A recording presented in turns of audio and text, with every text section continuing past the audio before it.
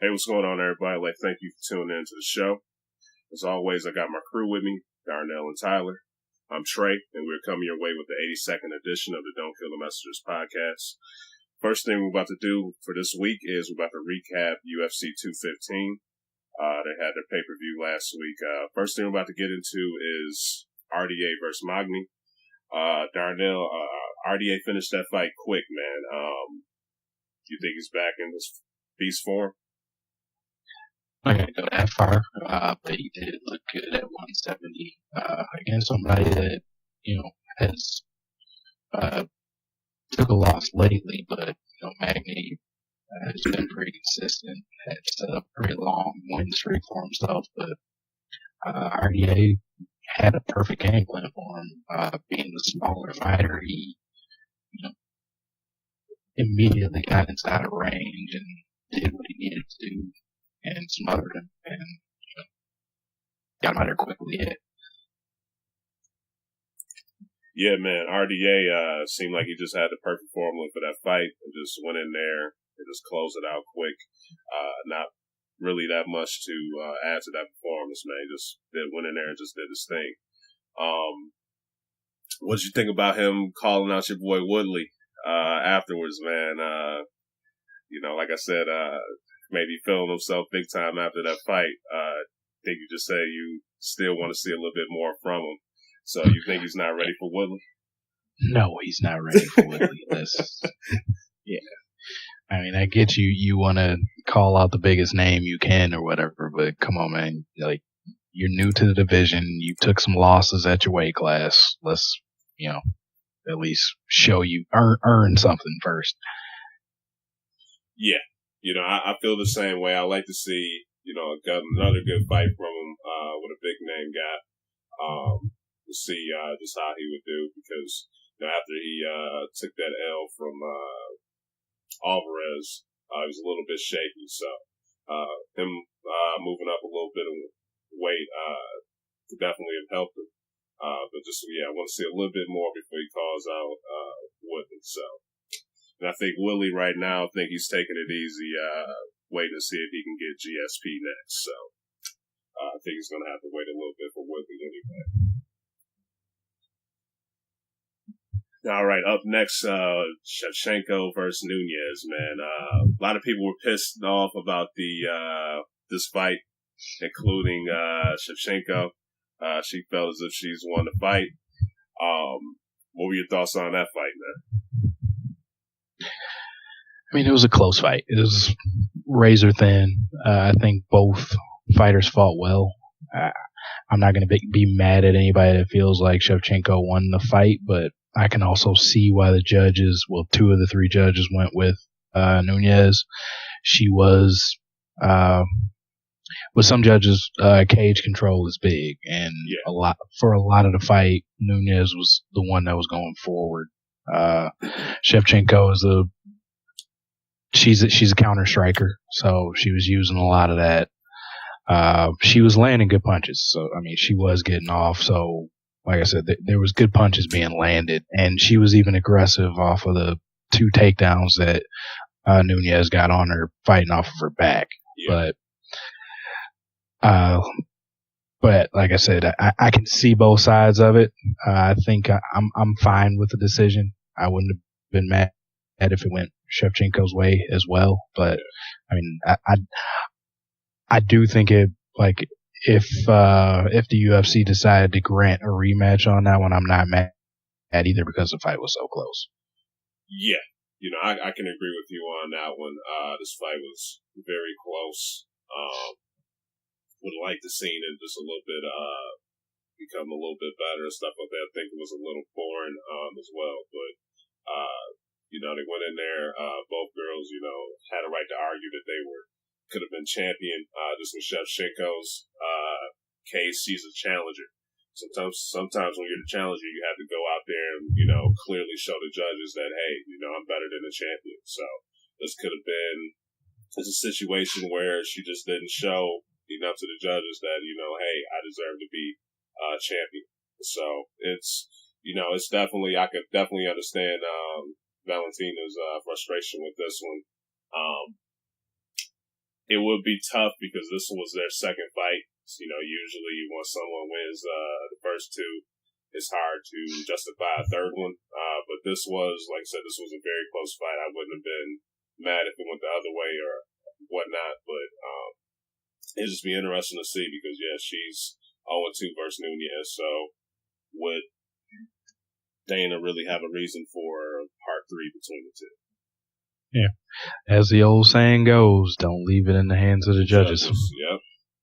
And she did. So, if she would have went out there, knocked her out or submitted her or whatever, wouldn't have been no need for it. So, yeah, it's I can understand her frustration. She could have just, with different judges, could have definitely scored it for her. But, like I said, you can't leave it up in the judges' hands. Now, up next, get into Jon Bones, man. Tested positive for his sample B, and just got word that Daniel Cormier, he's a new champion. Shout out to my man Ty. He called took a little while for them to get the clear winner, I guess, but Cormier's a champ. So, of course, yeah, you saw it coming, I guess. So, a mile away, yeah. So yeah, the unofficial official call. Yeah. So man, just what are y'all thoughts on this, man? Y'all think they should just gave it to Cormier, or had a fight to see who deserves it, or what, and what about Jones with that sample B? Well, I think the right call is made to, they called it a no contest and Cormier gets his belt back. That's just that's the way it should be. Jones went into the fight with an unfair advantage as far as looks like he's been still juicing and, taking, what he popped for was like an estrogen pill, basically, which is common for supplementing if you're taking a steroid. This, as I call him, this John can't get right Jones.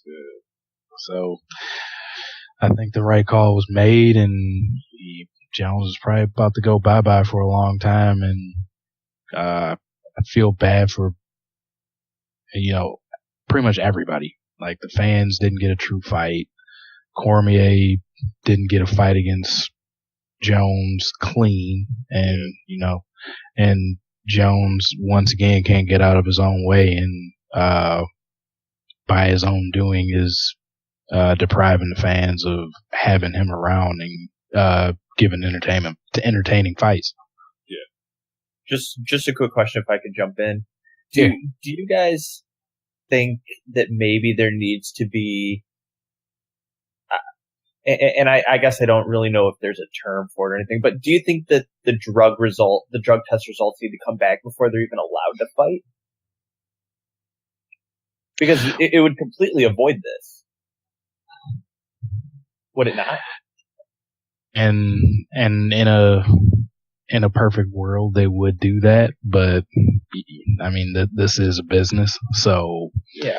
I don't think the UFC would want to. Yeah, they don't want to lose all that pay-per-view money. Because I mean, imagine if Friday night we found out that Jones popped positive and was getting pulled from that fight. Who's buying it? Yeah. Yeah, that's fair. Yeah. I mean, like it's like I said, it screws us. I mean, we do still have the memory of this fight, and it was an amazing knockout that Jones got, but them's breaks. But yeah, the UFC wanted to make their money. They, the last thing they ever want to do is pull a fight like that before it happens.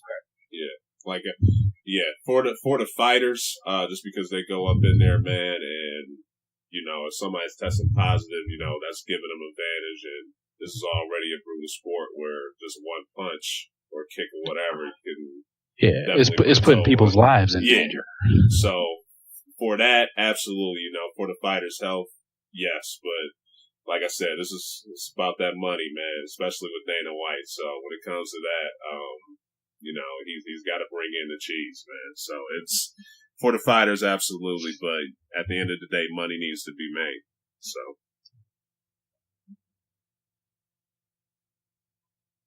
now, what do you guys think about the suspension for Jones? I know I was telling you before we started, Darnell, that Bisping was saying that Jones should be banned for life.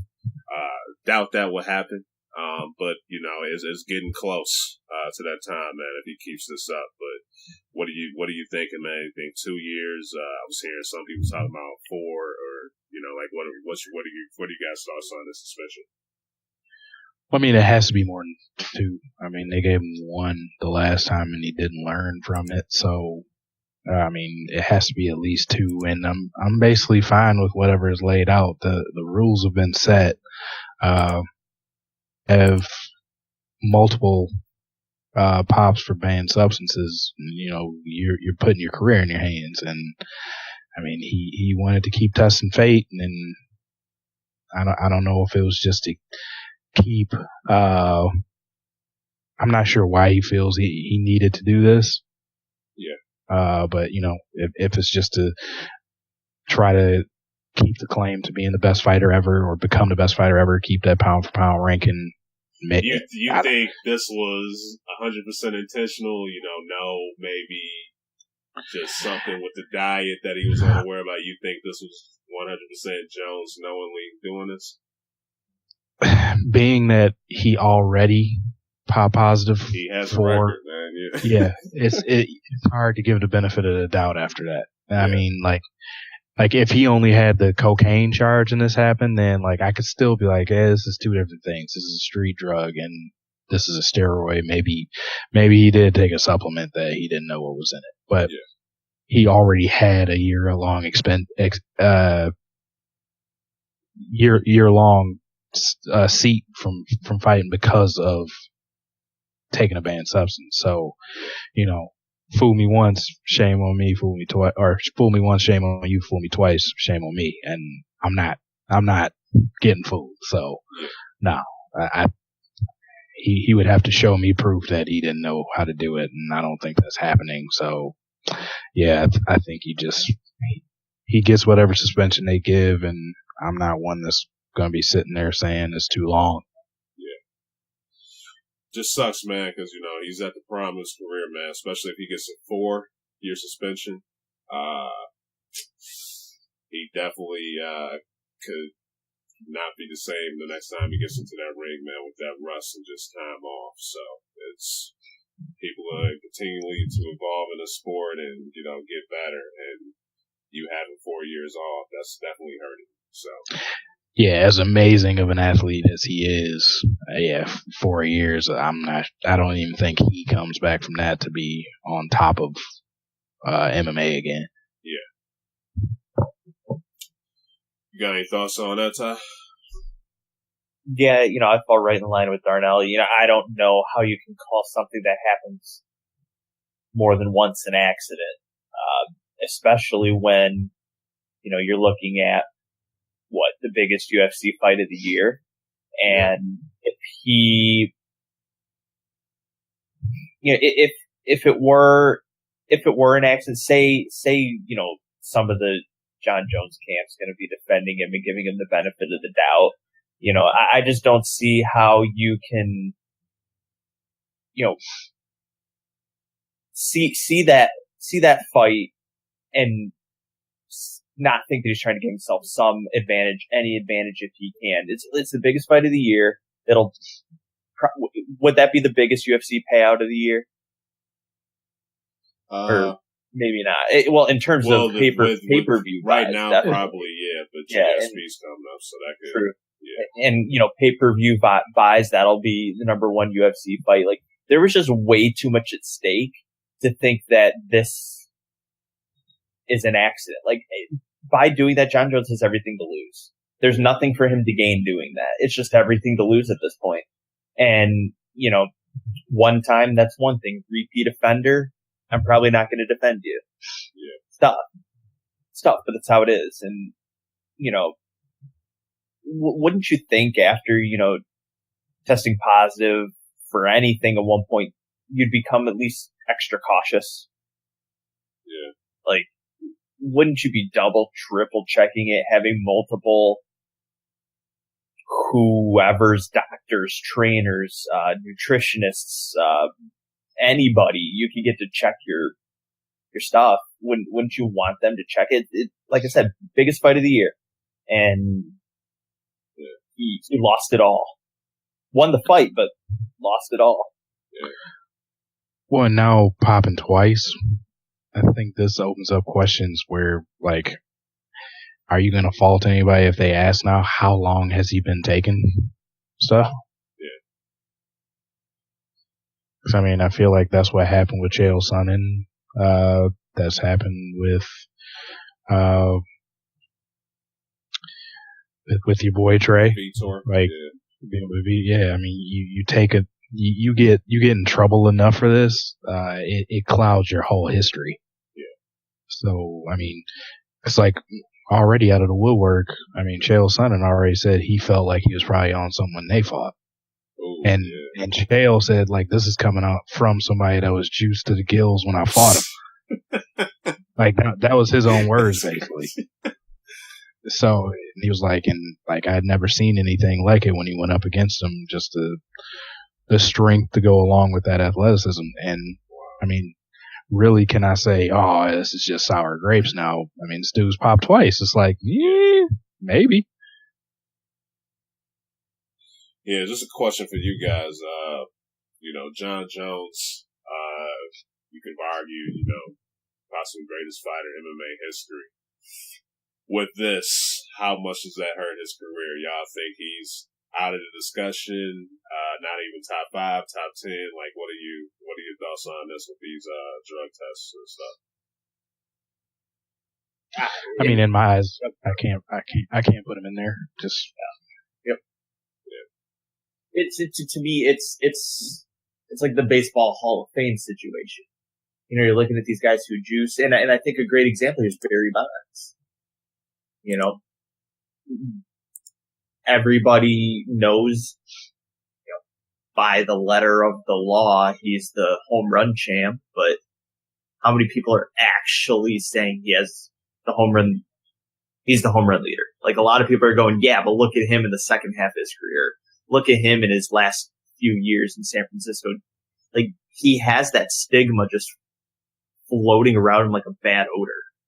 And that's going to be Jon Jones now. Like, everyone will just say, yeah, he was really good, but dude was, popping pills. How many fights of his were clean? Yeah, and it'll be, and like Darnell said, it's going to be the raised question. How long's he been doing it? And I wouldn't be surprised if it's one of those things where the question may go unanswered for a very long time. Because I bet eventually he may have some sort of a sit-down interview where he's just like, yeah, I've been doing it for, this long, and since I fought this guy, that might happen. But I bet it's an question that doesn't get answered for a while.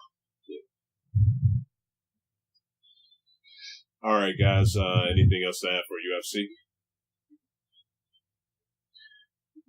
No. Just can't wait for 216, man. That's going to be a nice card, man. So that's coming up. I think they put DJ and Borg on the 216, or trying to get that on there too. So that for an already stacked card as well. That's going to be a fun one to watch for sure. Yeah. But still talking combat sports, about to get into boxing. A lot of people were hyped about, Mayweather versus McGregor, but I think this is the true fight of the year in terms of boxing. If you're a true boxing fan, I think you would agree with this one, with what I'm saying as well. But we got Triple G versus Canelo Alvarez this week. These guys are two beasts in their prime. I appreciate about them. Both of these guys are just in their prime, not waiting for, their opponent to fall off or anything. They just going right at it. But yeah, Triple G versus Canelo, man, this week. Darnell, what are your thoughts on this fight, man?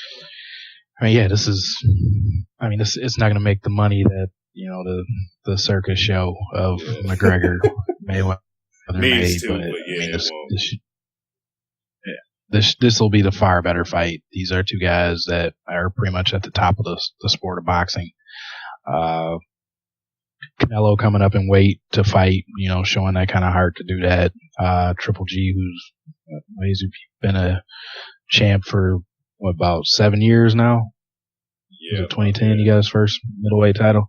So we have two elite fighters going at it, and I mean this should be an amazing fight. Yeah, just get a little tail of the tape of the guys. Gennady, he mostly fights at middleweight, but he's 37-0, 33 wins by KO. He's 35, I believe, and then we have Canelo. He's 27, 51, 1-1. 51 total fights, 49, 1-1, and has 34 KOs. He's going to be moving up weight to get it in with Triple G. Both of these guys got some power and everything, man. But just how you feeling towards this fight, Darnell? Who you leaning towards? I'm leaning towards Triple G, and I mean I love Canelo. Yeah. Like watching him fight, but I mean this is a tall task. He's going to be the smaller fighter in this, and yes, he does have some power, but so does Triple G, and Triple G has been at this weight class. He's a natural at this weight class. He throws a lot of punches, and I think that might be a little bit of a shock to the system for somebody moving up, and this is going to be his first fight against somebody of this kind of size that can muscle him like this. Yeah, I feel the same way, man. I like Canelo as well. I just think with him moving up in that weight class to fight Triple G, just been handling business in that weight class at people that have already fought, at the same weight as him.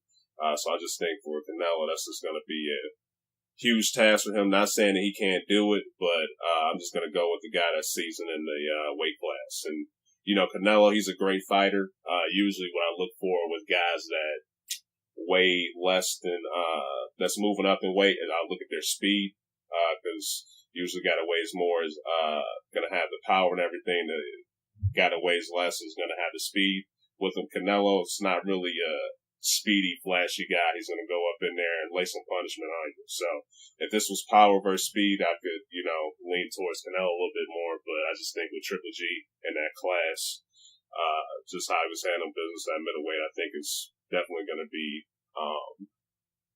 his to win. So I think it's going to be a very close fight, but I'm leaning towards Triple G. And I'm wondering how the extra weight affects Canelo's speed and power.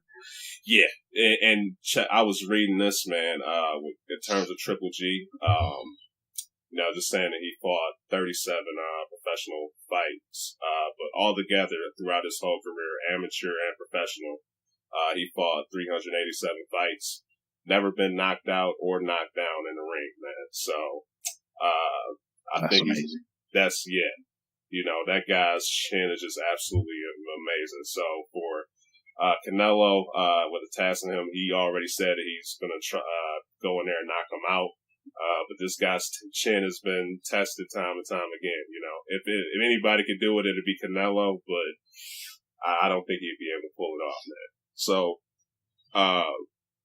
what do you think? You think this is going to be a knockout decision or what? I'm leaning towards decision. Yeah.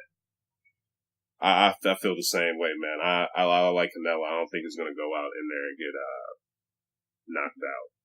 I think both of these guys are going to respect each other's power and ability. So I think they're not going to go out there just going in there swinging, trying to kill each other at first. They're going to be feeling each other out a little bit. So yeah, there'll be some power shots thrown, but these are two boxers.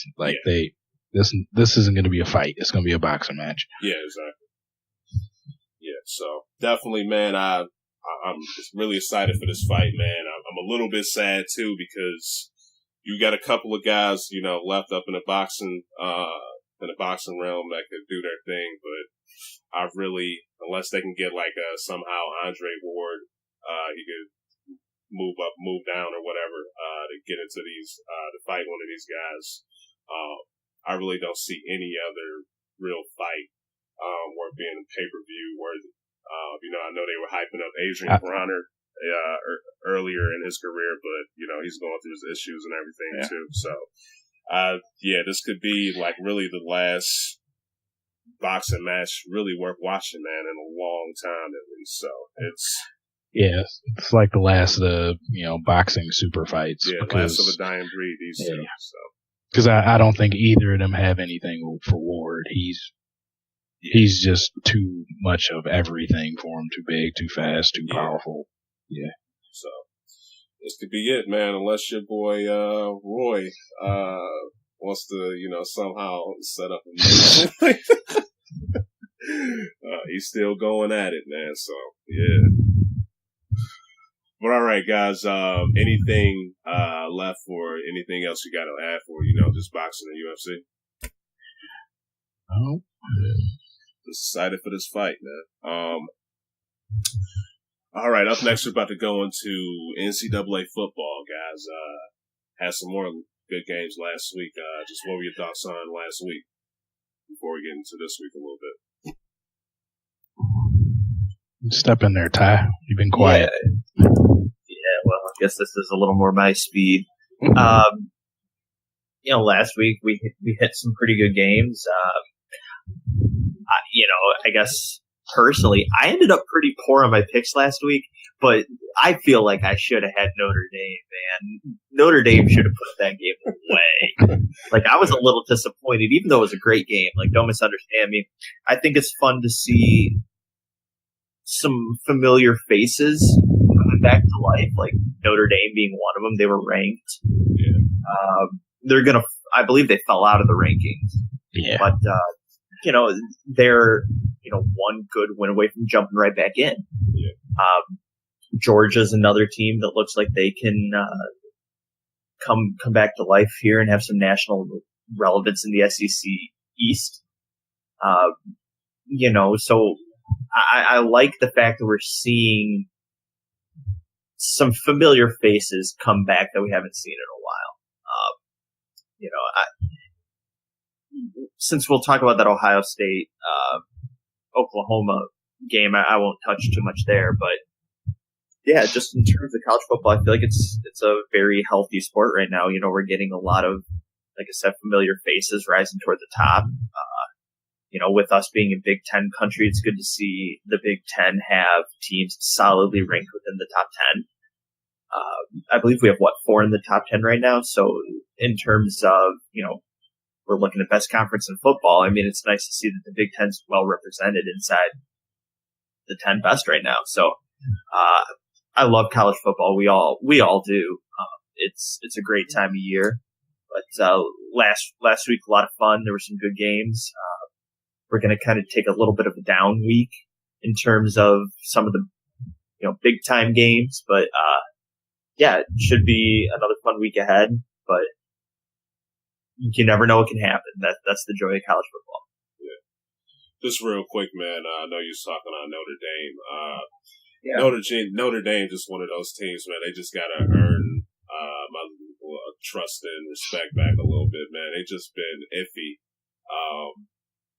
just previous years. So I just gotta see, a little bit of consistency.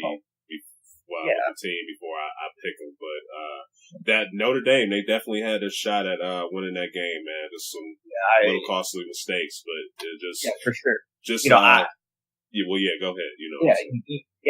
I just kind of thought they'd have the home crowd really really backing them, big game. That place will be loud and rocking, and I thought that'd give them at least 3 points. With the home crowd advantage there. But, it's been kind of weird. In the last handful of years, defense has been their issue really since their national championship years. The defense was really their Achilles heel, their weak point. Just the big question mark we had on them. And now it seems to be their offense. Yeah. They can't really move the ball. In a lot of ways, they're like Florida. Solid defensive team, but the offense seems to disappear for big stretches of time, and that's how I felt about Notre Dame against Georgia. It felt like they seemed, to move the ball, and then they'd get on the other side of the 50, and then they couldn't pick up a third down and had to punt. It seemed like that was just a game of field position. Yeah. But yeah, go ahead, Darnell. Well, I was gonna say, and that one was rough too, just because Georgia didn't play great either. And yeah. So I just wonder, like, it opens that question up. Everybody thought that Notre Dame was going to be back more towards what you would expect this year based on what kind of talent they have. But, to drop that one to a team that wasn't playing that great in Georgia, I wonder what is the real Notre Dame this year. I don't think it's 4 wins again, but, it's top 25 team. Yeah, they'll be one of those teams that pops in a very average bowl game, faces a very modest opponent, and can possibly win a bowl game again. But yeah, I'll agree. Neither team looked fantastic, and both teams definitely had a lot of opportunities to put the game away, and just neither of them did. And it still raises a lot of question marks around Brian Kelly. It seems when like does his seat finally get hot? Yeah.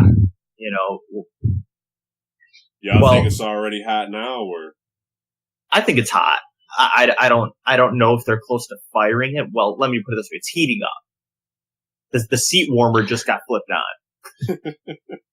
Well, yeah, I was gonna say it's probably starting to get warm because if they show improvement, like I think they probably got to win 6 or 7 games. They have to be bowl eligible after being pretty abysmal last year. But yeah, if they show improvement, he'll probably have another year. But if they go sub 500 again, I don't think it's out of the question that they fire him. Yeah, and I guess a point there, like it doesn't necessarily seem like Notre Dame that's unhappy with Brian Kelly. It seems way more the fans, way more, just the Notre Dame community as a whole, I guess. They're tired of poor football. Like, I understand what that's like. Darnell understands what that's like. It doesn't always fall on the coach. Like, Brian Kelly, and granted, the coach gets a lot of credit he deserves, but he also gets a lot of credit that he doesn't deserve. And when a team is in a position to win a game, it's like, yeah, head coach gets the team prepared. The head coach, some head coaches call plays and, strategic timeouts, puts players in, things like that. And I don't know to what exact level Brian Kelly is involved with play calling and stuff like that for Notre Dame.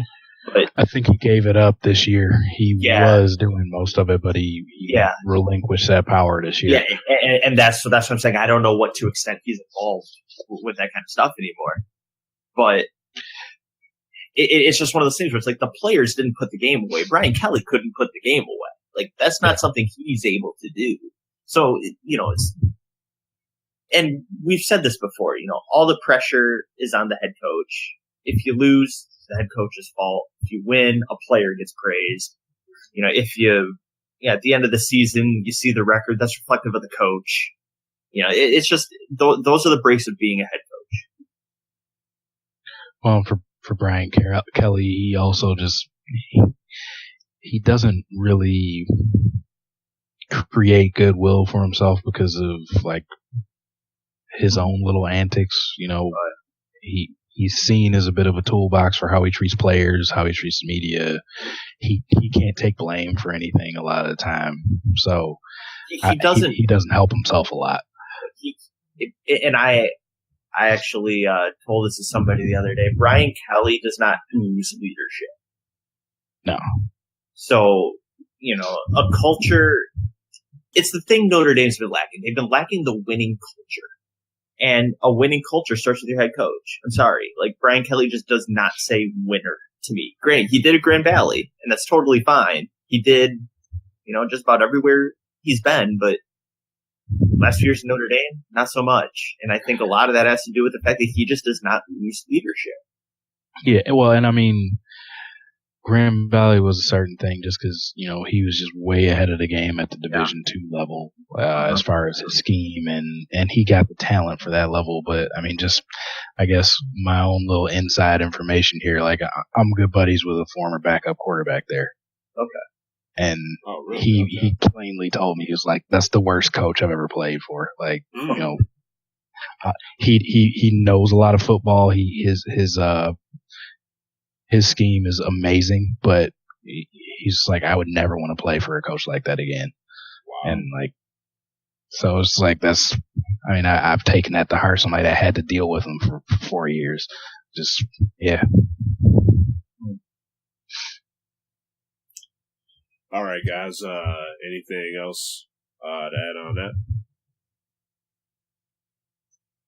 I don't know.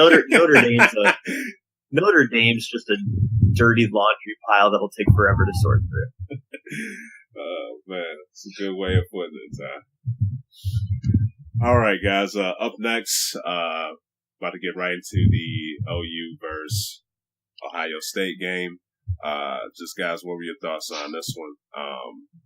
I was telling Darnell, man, I was just how Ohio State's been looking these last 2 weeks. I'm a little bit nervous for them, man. I thought they were going to come out, especially with Oklahoma fired up, ready to put in some work against them, man. They looked sloppy against them, in my opinion. I think they definitely could have done a lot better.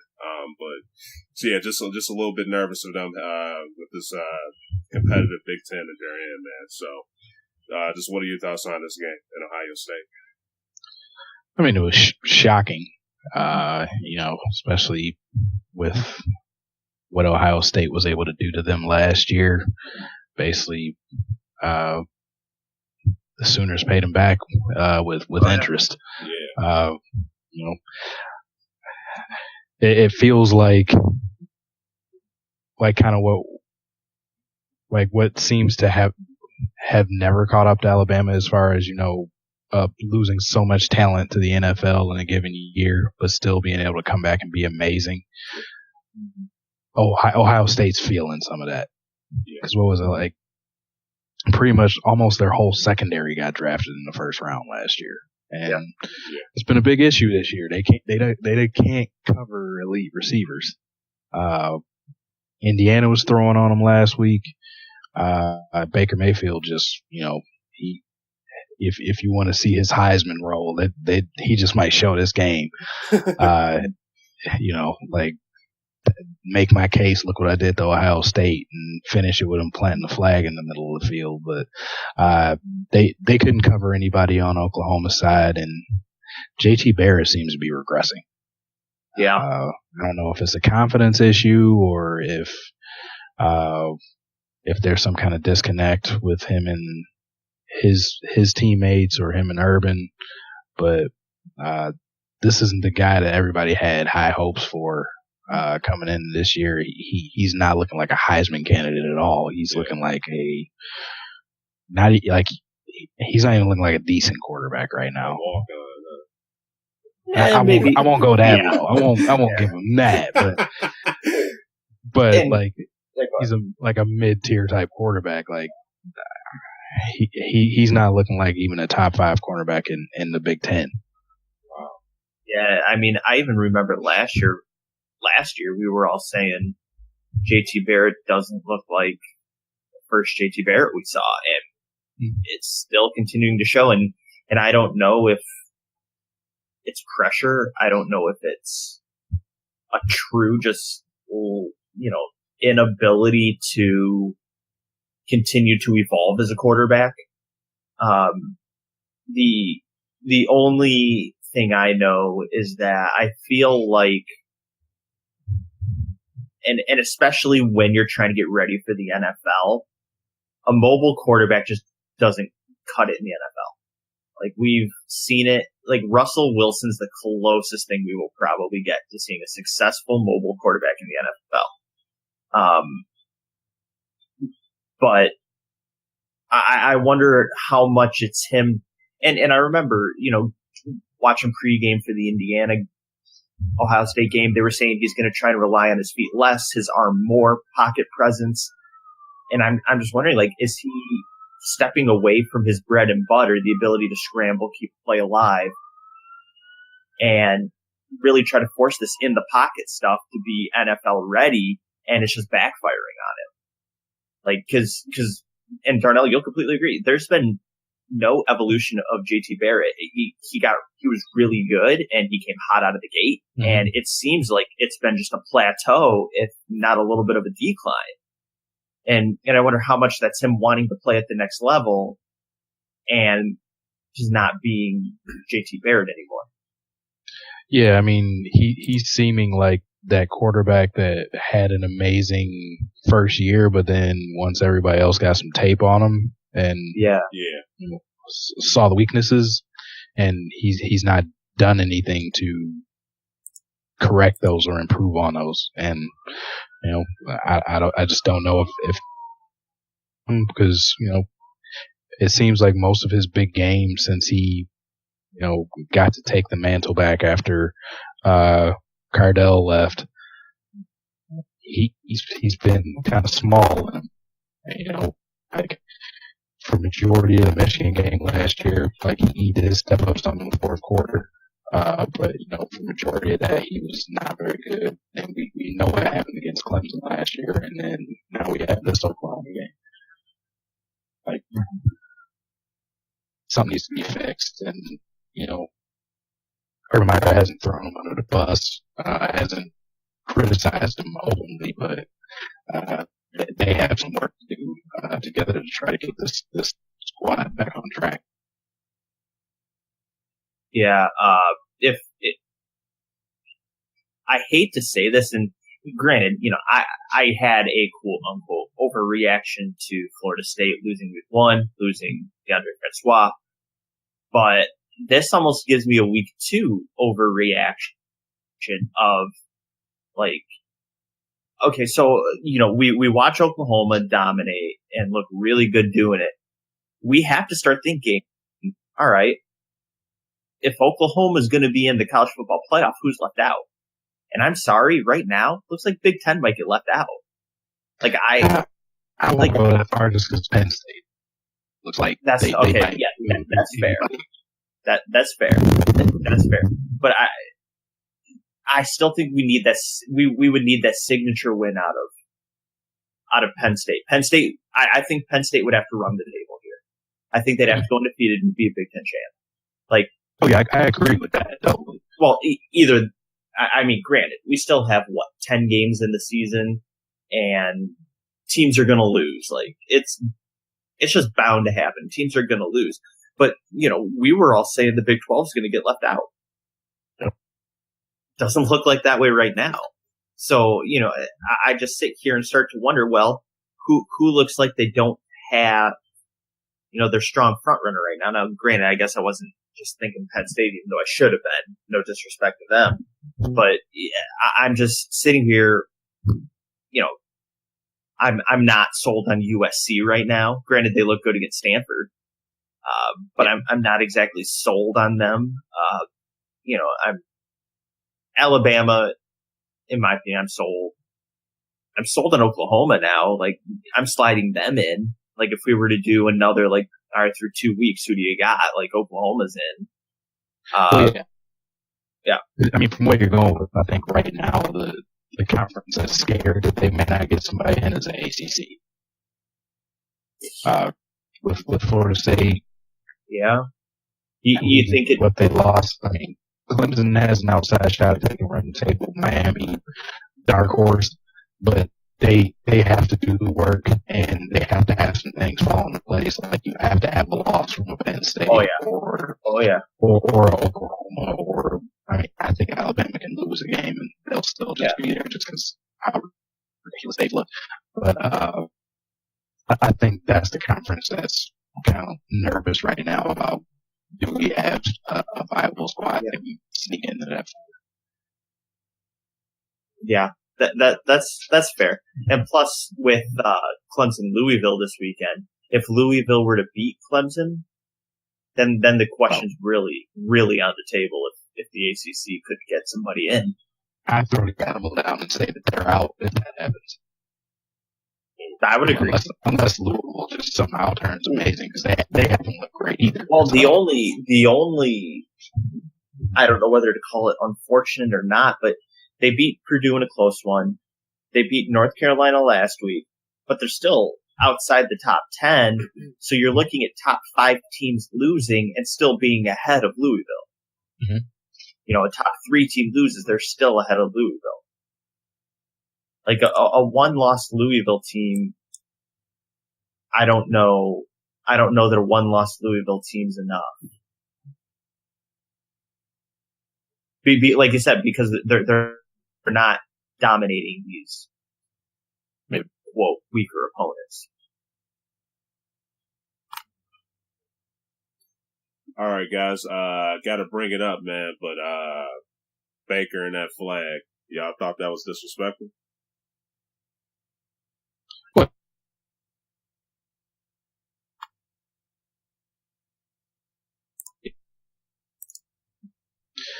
Yeah, it was definitely disrespectful. I mean, I don't have an issue with it, but it was definitely disrespectful. And I mean, I feel like it was meant to be disrespectful. I think Oklahoma came in there with a chip on their shoulders from last year, and Baker balled out. So he kind of he felt the need to show that that was his house. And I read an article over the weekend that if you ask Siri who owned Ohio Stadium, Siri said Baker Mayfield. So he did his thing. Yeah. When it's one of those situations where it's like, if you have a game like that, you can do what you want. If you have a quiet game, you probably shouldn't do anything. And well, he had a huge game. So he deserves it. Great statement for Baker Mayfield for Heisman. Great statement for that. But yeah, I'm with Darnell. Definitely disrespectful. He came out with that apology. Oh, I didn't mean for it to be disrespectful. It's like, really? Like, you're running out to midfield. You're running 50 yards with this flag. And you put it in the middle of a giant O in the middle of the field. Like, do you think that's a friendly gesture? I mean, yeah, they won't mind me doing this. Yeah. So I mean, disrespectful. Yeah, problem with it? Absolutely not. That's the stuff that just fuels college football. I love it. It's passion, and that's what Baker Mayfield's full of. So I have no problem. Yeah, only thing that sucks, man. I would have liked to see this continue to go, but yeah, I think those were the only 2 matchups set up for the 2 squads. So yep. This is the second one for a home and home, so if Ohio State wants revenge, they gotta see each other in the playoff. Yeah. Mm-hmm. Which I don't think is happening this year. Yeah. Mm-hmm. All right, guys. Saw your squads play last week as well. What were your thoughts on them? Did they answer any questions you had concern for them week 1, or still a little iffy on them, or what? I guess I'll go. Still iffy on that offense. Not too iffy on the defense. Granted, defense gave up 14 points to Cincy. You'd like a lot less, but after some in-game adjustments, you're going to expect a team to score at least once. They scored twice. That's fine, but the offense kept it close for a while, which shouldn't have happened. Wilt Spate just overthrowing receivers, not looking sharp, but still finds a way to connect on a couple deep balls. So I don't know what seems to be the issue, but his arm's just not great right now, but it's good enough. The defense is going to carry this team. I know a lot of people are calling for Wilt Spate to be benched. lot of people are saying, well, what about John O'Corn or Brandon Peters? And, I mean, like, I understand we're not satisfied with how Wilton Spate's playing, but I also understand that he has the most game experience. He's been on the road in tough conditions. He fought back in the second half of that Florida game, played pretty well in the second half. I still think it's his job until the wheels completely fall off.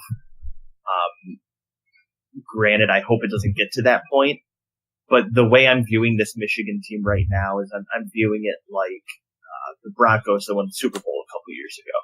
Quarterback that struggles, finds a way to move the ball, but the defense is what anchors them and carries them. And that's how I'm trying to view this Michigan team. Yeah, I still want Wilton Spate to play a lot better. They seem to be running the ball pretty efficiently right now. I hope they can keep that up against some of their beefier opponents later in the season. But yeah, Wilton Spate's the big question mark. The defense is kind of the exclamation point right now. 2 pick sixes last week, which is nice. But yeah, that offense has to take another step if this team wants to do anything this year. Yeah, I mean, you basically answered everything I was about to ask. 'Cause, I mean, my only big issue watching him is, Spade is those early struggles every game. I just wonder if that's going to come back and bite him at some point. Oh, and you'd have to imagine that it will. Yeah, because, I mean, he's not looking sharp at all. And, I mean, pretty much up until the defense just stepped up and took those pick sixes back, it was just like, ooh, is he going to throw him out of this game against Cincinnati, like game 2? Like, ooh. And I mean, I understand the fan base might be calling for, I mean, I don't know why they would be calling for O'Corn. Like, did they see O'Corn against Florida? Like, like that's not the one. I mean, I stand by just like I feel like if they do lose a game to where the playoff is out of the question, then it's like I think is Peters. That's the last name for the quarterback, the freshman. Yeah. I do think that Harbaugh may go to him after something like that, just to start, building his confidence and getting him game time.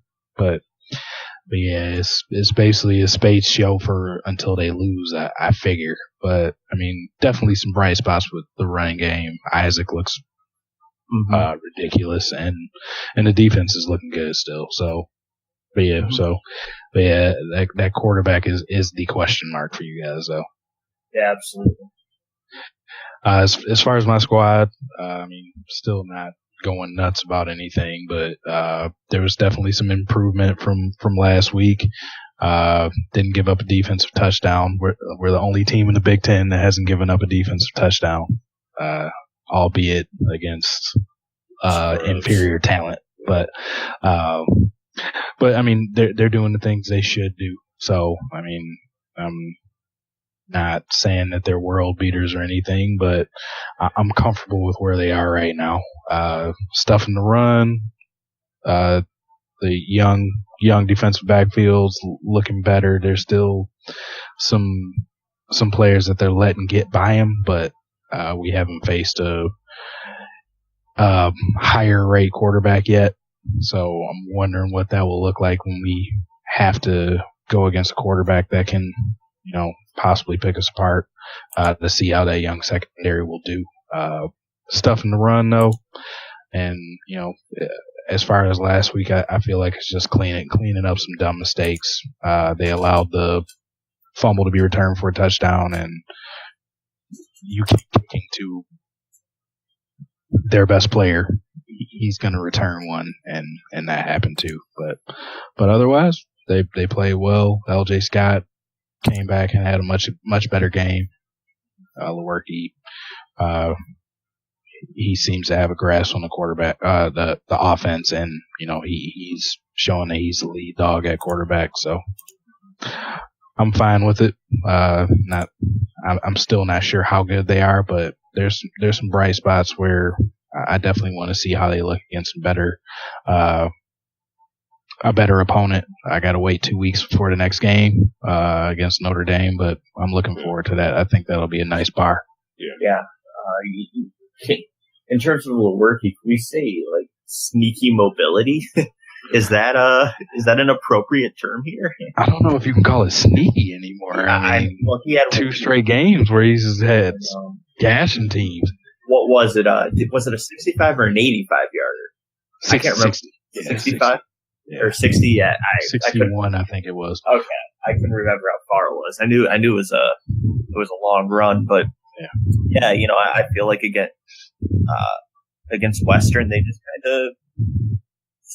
I mean, they didn't win in a very fashionable way, but they played fairly clean. And I think when you're trying to get a team back on track, especially from last season,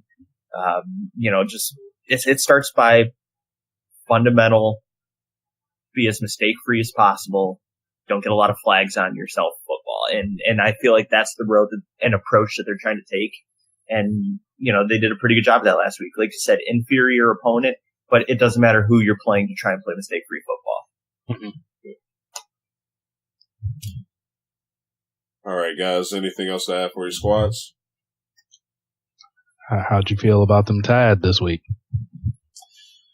I mean, they played some bums, so I can't complain. So they handle business. I'll say that. So no worries from how they were looking this week.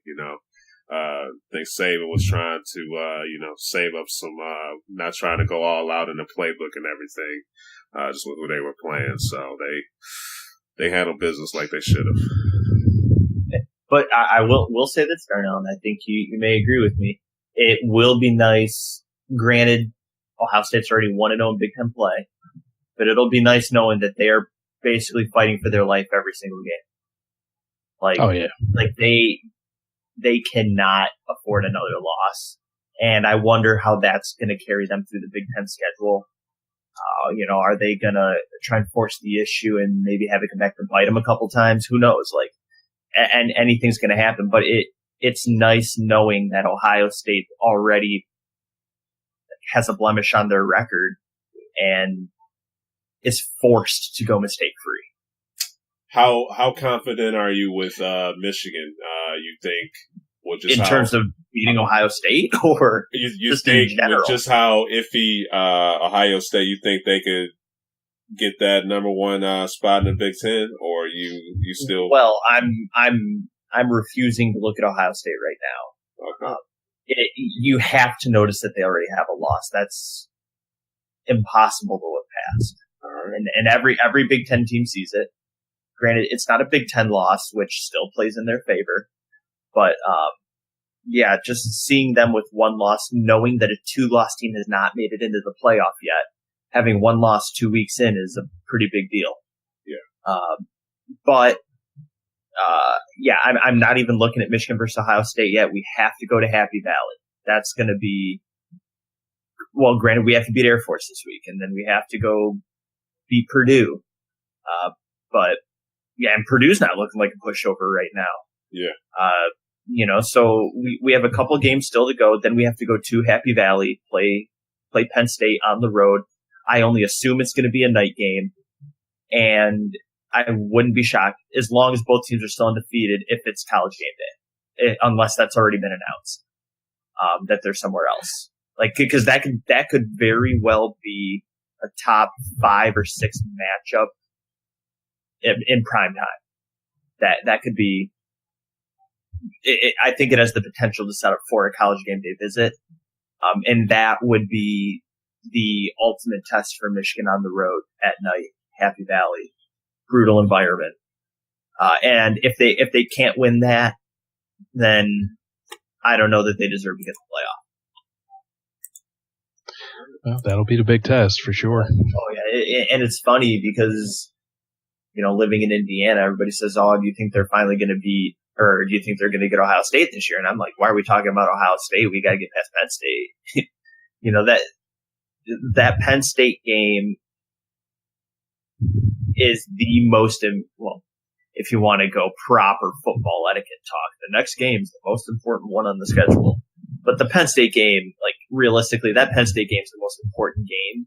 And then it's the Michigan State game. And then it's probably at Wisconsin, then we got Ohio State. I mean, we got plenty big games to play before we play Ohio State. Yeah. All right, guys. Anything else to add for squads? Well, I guess I didn't exactly answer your question, so I'll just answer that real fast. How confident am I? Not crazy confident right now with that offense, but the defense gives me a lot of hope. Okay. Good answer. Okay, up next, we're about to get right into Clemson versus Louisville, guys. This is going to be a big game for these two in the ACC with FSU having that injury to QB position. These guys right here are trying to see who's going to be number one in their conference. So what do y'all think about this matchup? It was a good game last year. Clemson pulled off a close one in Clemson, but this time they're going to be traveling to Louisville for this one. See if Lamar Jackson still has it in him like he did last year. So what do you guys think of thoughts about this game? It's a big one, and there's stuff to be seen on both sides here. How much growth do we see from Lamar Jackson as he makes his way trying to put together another Heisman case for himself, but we also see if Clemson is rebuilding or if they did indeed reload.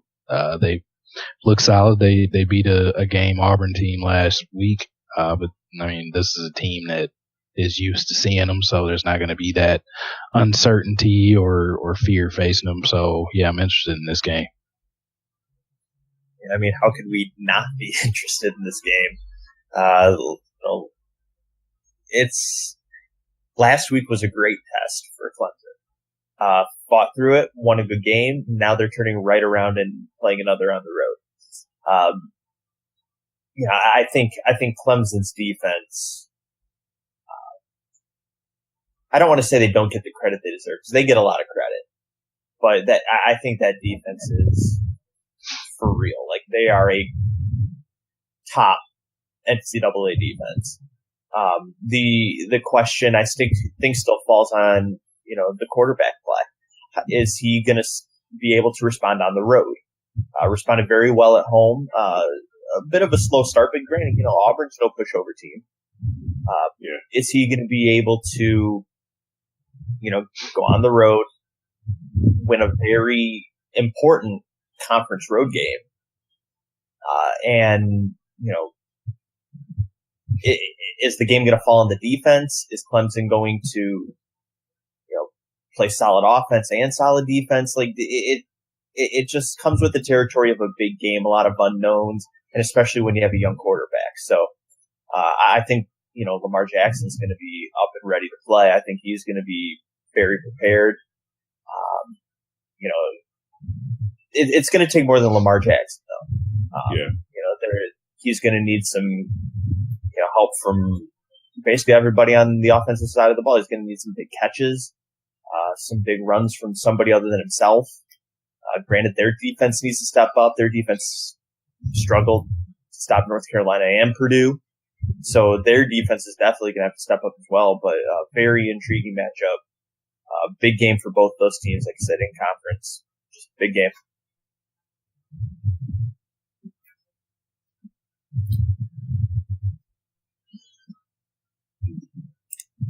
Agree totally. Just looking forward to see what changes we see in each team from last year. Okay. All right, guys. Anything else to add for college football?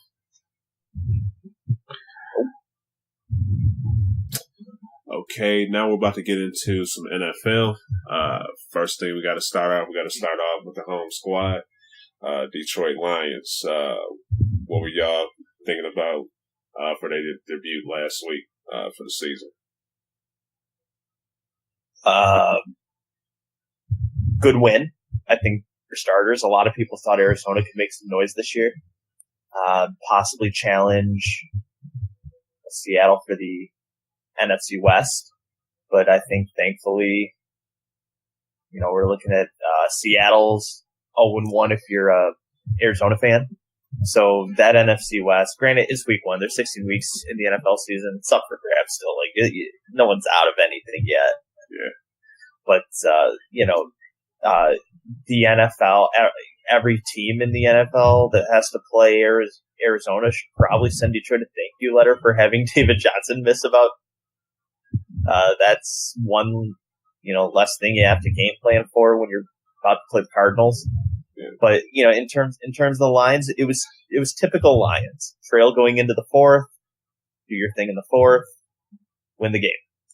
Kenny Galladay might be that one draft pick that Detroit fans were hoping for, that 4th to 7th round value pick that you take out of nowhere. Guy had, I believe, 4 catches for like 67 or 69 yards and 2 scores. That's something we love to see. Getting a solid third option, big target in the red zone. Very, very good to see. But still can't run the ball. That's going to be an issue probably till the end of time. We need to bring back Barry Sanders or something because I don't think they'll get a 100-yard rusher anytime soon. It just doesn't look like it.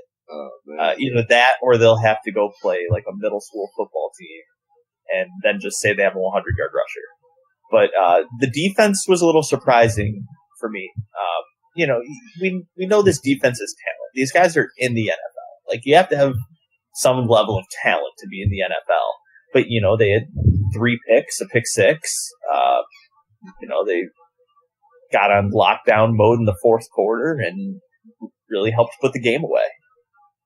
So overall, impressive first week from the Lions. I'm encouraged.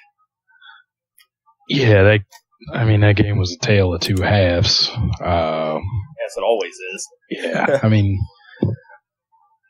there was some bright spots for the Lions. I'm glad their second half looked a lot better than their first because, watching the first part of that game, I was like, oh, this is going to be a long season for the Lions.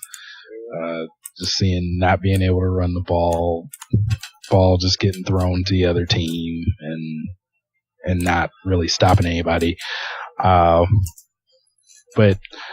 Lions took care of business. There's definitely some improvement that can be made. I don't think Arizona is very good watching them.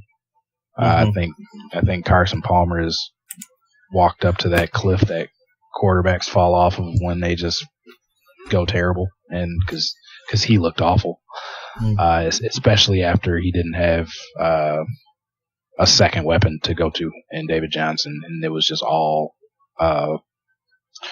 Fitzgerald or nothing for him. Basically, they became one dimensional and they looked bad. But good win for the Lions in the NFL. Any win is a good win, even if you're playing the worst team in the NFL. They did what they needed to do, and yeah, like Ty said, big bright spot is Galladay. He might make up for Ebron. Yeah. And I remember back at the draft, I was saying, where is what's his name? GM Bob Quinn. What is he going to pull that New England magic and find somebody in round 4 to 7 that's going to be a steal? And like I said, as of right now, it looks like it's going to be Kenny Galladay. A lot of people hopped on the hype train after the first preseason game. He didn't get a ton of work after that preseason game either. And I think, this coaching staff and front office has known what they have in him and kind of rested him a little bit. But, he showed out week 1 and he might be that pick. I've definitely been looking for, and I'm sure a lot of other Lions fans have been looking for a very long time, because it always seems like we just kind of, face planted in the draft and have passed on a lot of guys that turn into, really good NFL players. And I've just been, asking myself, when are we going to find just one guy that, is a steal in a draft? it might be him. All right, guys. Anything left to add for the Lions? 1-0.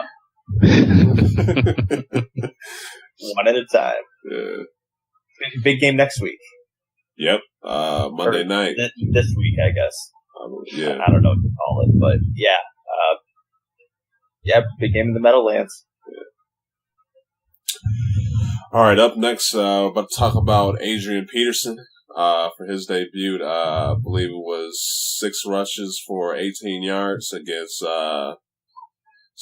former team Minnesota. Had a little spat with Peyton on the sidelines.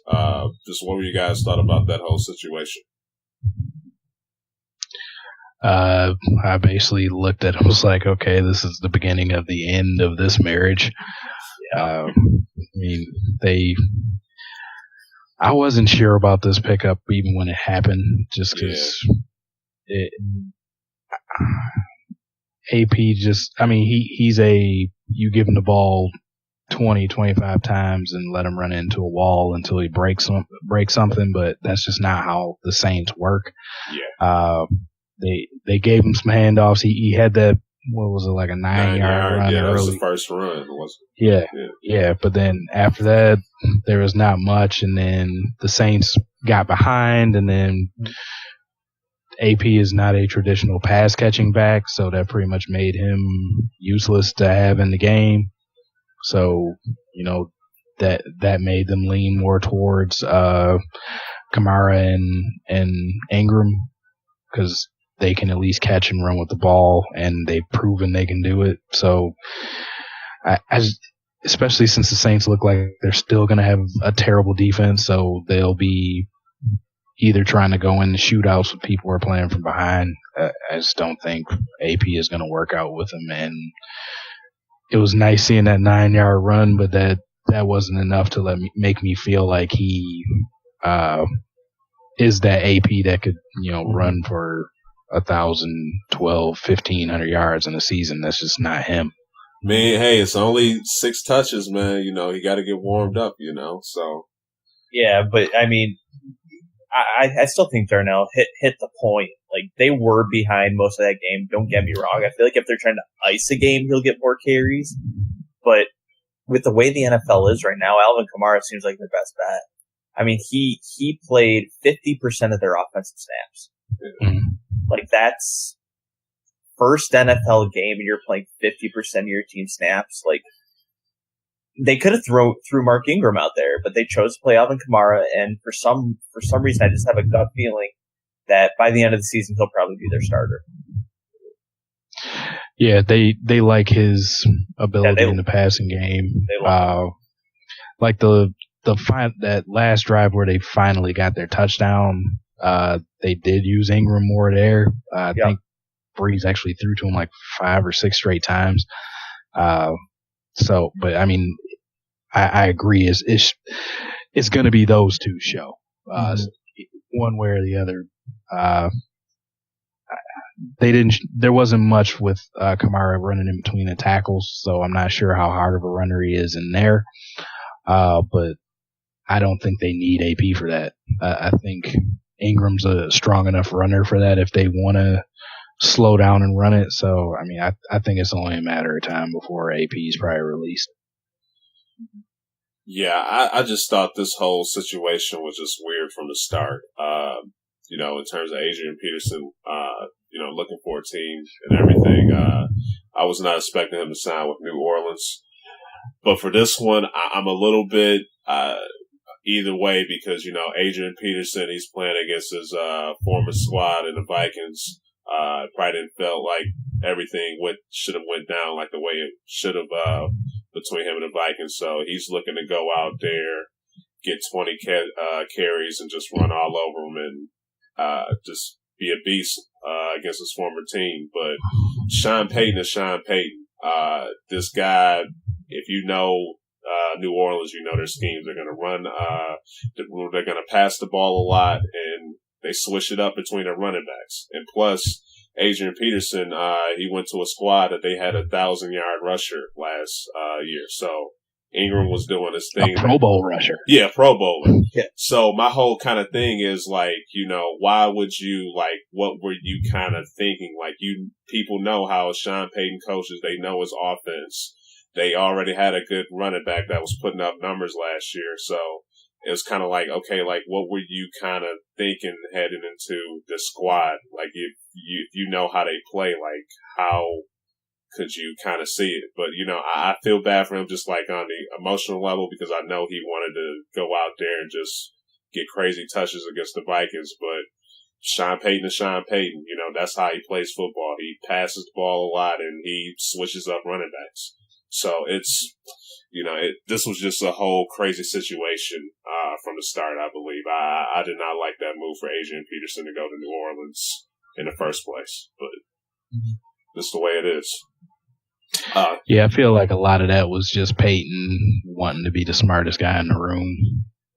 It's like I'll grab Adrian Peterson and turn him into something. And it's like, but why? Yeah. Go ahead. Go ahead, Darnell. No, and just from AP's point, like I get, yeah, you're playing your old team and you wanted to be in there to you wanted to show out against them and everything like that. But I mean, if that was going to be one of your main focuses, you picked the wrong team and the wrong coach there to think that they were. Yeah, I was gonna say pick an NFC North team that they'll give you the ball. All that. That's not how the Saints run. So yeah, exactly. Yeah, I was about to ask. Todd might not have heard you or anything like that, but do you agree with Darnell that they're gonna be releasing him soon down the road? Or I don't know about releasing him only because it was a 1-year deal, and they may just say, "Hey, we'll just ride it out for the year." You know, maybe if they signed to a 2-year deal, maybe, well, granted, in a 1-year deal, you know, if you release them, it's not like you're losing a lot. Yeah. But, yeah, I don't know if they'll release them. I think they're at least going to figure to see what they can do. Because, I mean, if they end up really competing for that NFC South with Atlanta, I feel like AP could be a very valuable asset for them. But, you know, I think we all agree their defense isn't there to stop Atlanta, so they would have to outscore Atlanta. And yeah, AP just isn't a fit, and especially if there starts to become beef between him and Sean Payton, then I think we're looking at a bigger problem, possibly a locker room problem, and then nobody wants that anymore. So, I mean, I don't think they would release him just because it's a 1-year deal. But I wouldn't say it's impossible. We've seen crazier things, right? Yeah. All right, guys. Adrian Peterson's run back. We're about to talk about some more running backs. NFL rookies. We had some rookie RBs that went out there, had some strong debuts last week to start the season off. Just what were your thoughts on that? I think it's awesome. I love it. Yeah. I mean, I was gonna say, I mean, just good to see just that, you know, we might have a special crop of rookie backs this year, like new golden age for running backs. Because I mean, I just remember when I was coming up, I mean, like the NFL had Barry Sanders, Emmitt Smith, Thurman Thomas, like you go to pretty much any team, you could find a running back that was solid to like amazing. I mean, that was back in the day where, you know, running backs seemed to be a lot more important, especially if you had like a great one that, you know, you could give the ball to 20, 25 times and they're going to make something happen for you. But like it's seeming like we might have a crop like this, and, you know, they're all from different parts of the draft. I mean, you have your first rounders like your Fournette, getting off and doing what he needed to do. You have your out of nowheres like Kareem Hunt. And you know, you got the people in the middle that people had hopes for, or like Dalvin Cook and I mean people that you knew were going to be a talent but dropped because of legal issues. Well, not even technically legal, but their history, like a Mixon. So I mean, I think this crop is special. Yeah, definitely. We saw Fournette have a really good week. Cook had a good week. McCaffrey had a quiet week, but it was still good. Mm-hmm. Hunt had a huge week. But the thing I love about it is some of this we saw coming. Leonard Fournette, I think we all saw him. He should be, roughly a 100-yard rusher almost every game. Granted, if he sees something like a Seattle or a Denver, he may not come close to 100 yards, but, he should be, very good every week. And we saw that coming from the start. We knew McCaffrey was fit for the NFL right now. Dalvin Cook the same way. We watched these guys every week in college football. Then we get, Kareem Hunt from Toledo, who people may have seen play once. You know what I mean? Like you said, he came out of nowhere, and that's the fun of it.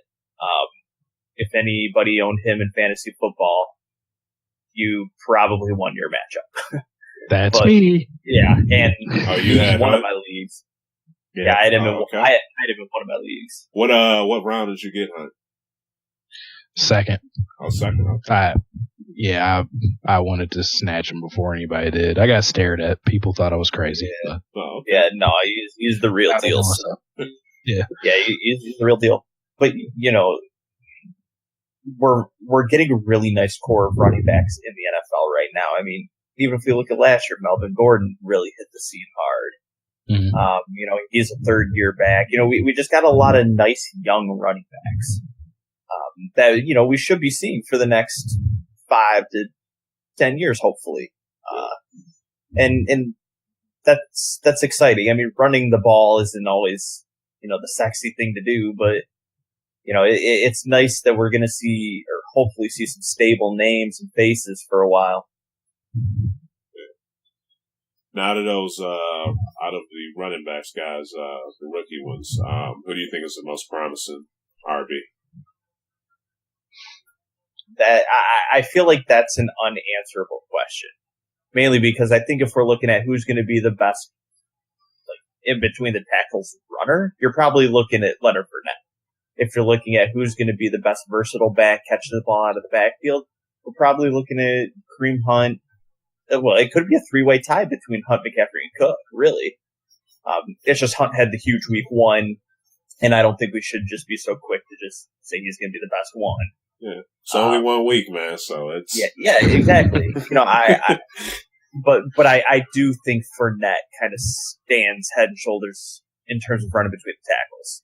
Yeah. That's his forte's bread and butter. And I think all the other guys are very, very evenly matched in terms of versatility. So, yeah. Yeah. Fournette's definitely, like, he's that throwback running back for you. Like, just hand him the ball and say, run forward, big man, and knock some people over, and he'll fall forward for 4 or 5 yards. But I was impressed. He did have, 3 catches for 24 yards? Yeah, 3 or 4. Yeah. So I mean, he showed a little bit of willingness to catch the ball. We didn't see that at LSU, so maybe he always could. They just didn't do it. Throw at LSU too. So. Yeah. He didn't have a quarterback that could pass. That's true. So I mean, I was impressed by that. But I mean, like we're saying, this is week 1. But I mean, just from what I've seen, I think the ones that pop at me most would be either Dalvin Cook or Kareem Hunt. Just Hunt because he got put in the perfect system for what he's good at. KC produced some good running backs, man. Well, and Andy Reid with a running back that can catch and has some wiggle that can, because I mean you what he's done with Darren Sproles, what he's done with Spencer Ware, what he did with I'm losing Jamal Charles. Jamal Charles. Yeah. Well, I'm trying to go back to Philly. McCoy, LaShawn, or what else? No, not McCoy. Westbrook. Yeah, with Westbrook.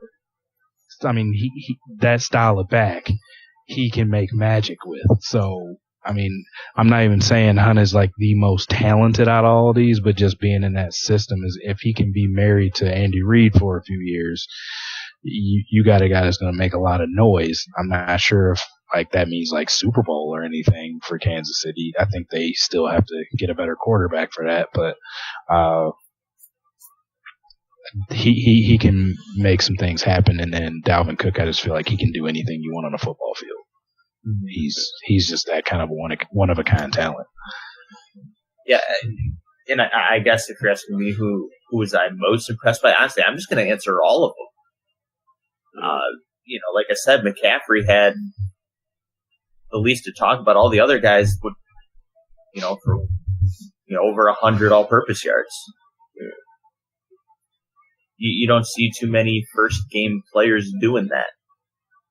And I guess not running back, but, we mentioned Kenny Galladay earlier. We don't see, first-game guys having big games like this usually. So maybe it's just a special group of rookies. Yeah. All right, guys, ready for the pick'ems? Yeah, I'm going to do better this week. I let everybody down. Yeah. I let everybody down. All right, Darnell's doing his thing so far with both of them. He's ahead. What you expect? Yeah. Yeah, he's ahead, man. He's 9-for-11. In the college football, me and Ty were tied 8-for-11. And in the NFL, he started off strong, man. 4-for-6, and me and Ty were 2-for-6. So we got to step our game up, son. Shoot. Bring it. All right. For the first game, we're about to start off for NCAA football. We got Coastal Carolina versus University of Alabama, Birmingham. So, who y'all got? Give me, I believe they're the Chanticleers. Coastal Carolina. They're 1-0. UAB hasn't had a football team in a while, so give me Coastal Carolina. All right. Well, I'm gonna go with them Blazers. All right. Can we consider that a hot take? I'm gonna give me Alabama Birmingham, man. They close to the tide, man. So maybe that'll rub off on it. So. Up next, we got Cincinnati versus the University of Miami of Ohio. Who y'all got? I got Cincy. Yeah, I'm gonna hop on that Cincy train as well. All right. Yeah, they showed a lot of heart against Michigan. I'm going with them too. Okay. I will say this though, they have one common opponent so far this season, Austin Peay, and Cincy struggled with them. Miami, Ohio dealt them pretty good. So I guess we'll see if that means absolutely anything. They were saving it for the Wolverines. Yeah. Yeah, they were looking ahead on the schedule. Yeah. Up next, we have Purdue versus the University of Missouri. Who y'all have? Missouri's offense is pretty electric when they're clicking, but I don't think they've seen a Power 5 team yet. So, I don't know. Give me the Missouri offense. All right. Yeah, I don't know where to go on this one. Give me the Boilermakers. Okay. Boiler up. This was tough for me as well, man. Purdue's looking good for to be in the Big Ten. To be in the Big Ten. Yeah. This guy. Yeah, they finally look like they belong to be in the conference. Yeah, part of me wants to roll with the SEC bias, but I think I'm going to roll with Purdue on this one. Yeah. But is Missouri even technically considered an SEC school? Big 12 transplant. Yeah, true. Satellite school. All right. Next we have Ole Miss versus University of California. Jeez. Some games are just like, why? I know. Yeah. Give me Cal. All right, Yeah, I'm trying to make it tough, man. Yeah, I'm gonna go with the Rebels. Rebels. I'm just going opposite Ty. I'm just trying to keep a big lead, aren't you? One of us is going to do great, and the other not so much. Pretty much, yeah. We went opposite, just like almost everyone here. So since he's the only one we picked the same. Yeah. Maybe we can compromise, and you can take half the games, and I'll take the other half, and we'll be no worse for wear. Yeah. I'm rolling with the SEC on this one. Give me Ole Miss. Up next we have Tennessee versus Florida. Man, talk about two offenses that tend to struggle. Jeez.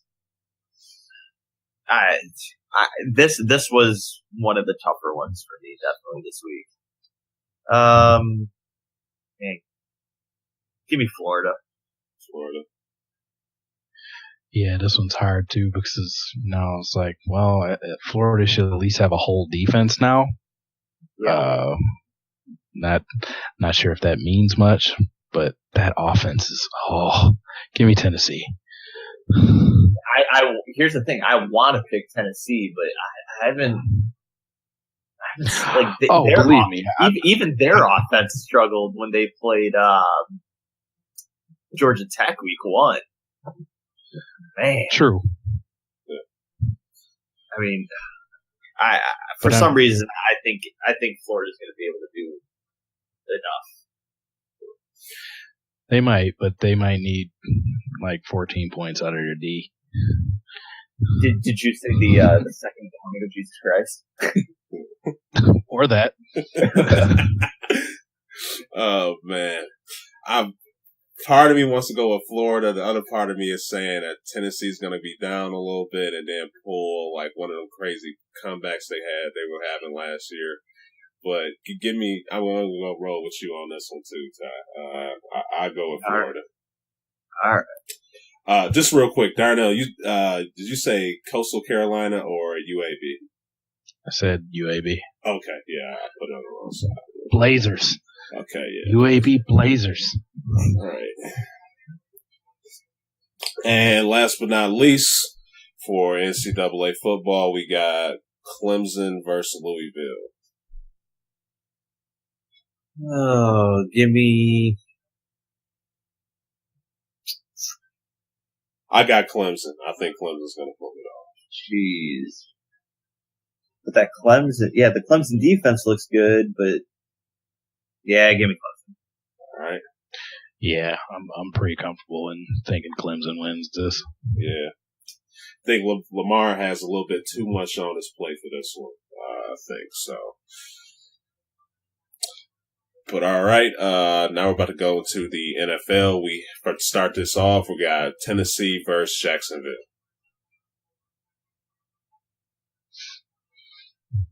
Oh, this is that AFC South. There's just something about it right now. Jacksonville with a surprising win week 1. But, man, do I want their defense actually looked kind of impressive, albeit against an inept offense. But, like Bortles, man, I don't know that I can pick like Bortles. Give me Tennessee. I picked them last week and failed, but give me Tennessee. All right. Yeah, I'm taking the Titans here. All right. Give me Jacksonville, man. I think they could pull it off.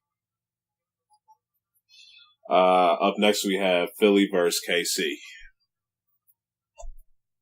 Kansas City. For Ty. Chiefs for Darnell, and I'm going Chiefs as well. Yeah, they showed me enough last week. Yeah. I actually think they'll win the AFC West this year. Okay.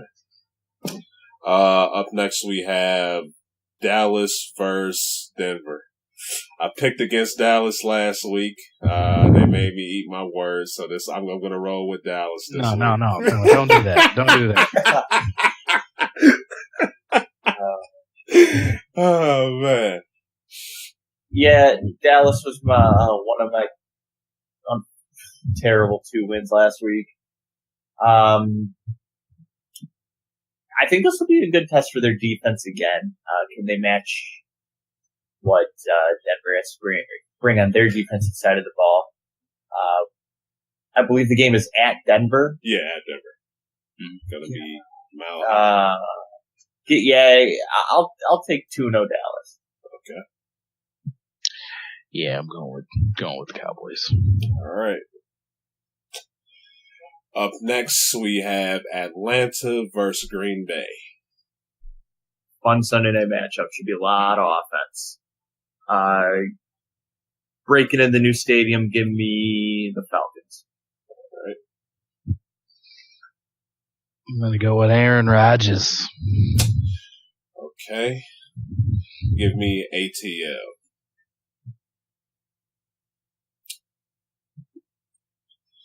All right. The last game, we got to end it off with them Detroit Lions. They're going to be at Meadowbrook. Lions. Okay. Lions. Okay, Ty. All right. How you feeling, Darnell? I'm going to roll with the Giants. Yeah, hey, you did that last week. Do it again. True.